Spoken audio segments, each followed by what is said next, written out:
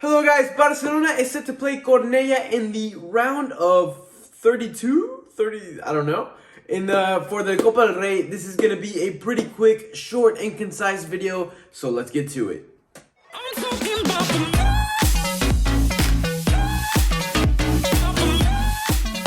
Alright guys, now that we've had some time to kind of soak in and accept the truth of what happened last weekend, sorry to remind you, let's go ahead and break this game down. It's going to be a little bit of an interesting game. I definitely expect us to win, and one of my expectations is to win by at least 3 goals, and that is doing so with a fully rotated team. I think we should take this game as an opportunity to rest some of our legs.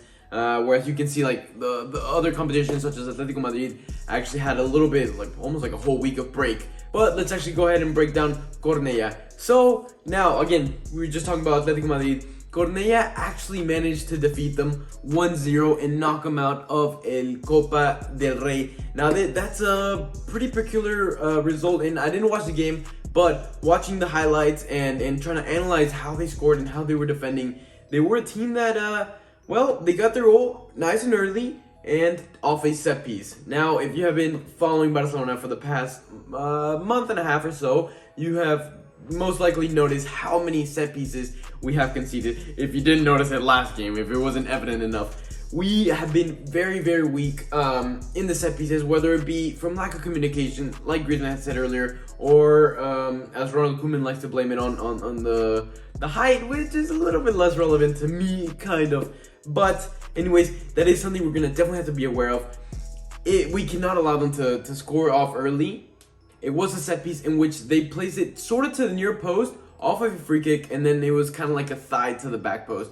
A little bit of an unexpected goal. Now, with teams like these, like not first division teams, normally when you play against bigger teams such as Barcelona, such as Atletico Madrid, you expect them to park the bus, but they didn't necessarily do that against Atletico Madrid. You saw time and time again counterattack in which Atletico Madrid had the whole half to themselves. There was one play in which it was actually falsely called offside because the Atletico Madrid player was actually still in his own half, which just goes to show how willing they are to get up in the attack. And then from actually watching some of their plays, some of their attacks, they're actually a team that likes to be pretty creative up top, likes to do little flakes, and that's what they use to mark the difference and try to put a goal in the back of the net. Now, as we have mentioned, despite them beating Atletico Madrid, Barca B actually managed to defeat them. So there is no ifs, ands, or buts. Tomorrow is a must-win game with a rotation squad. So who do I want to see in the starting 11?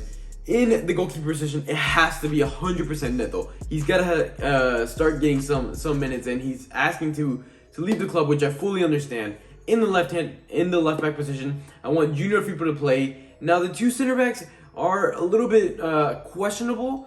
One that I would love to see for sure is Samuel Umtiti, fully back from injury, trying to prove himself. And then next time I'm gonna opt for Ronald Araujo, maybe Lenglet, I don't know. You can switch in between them too. Now for the right back position, I want to go ahead and put Mingueza, give Serginho Dest as much time to fully recover from any potential injuries.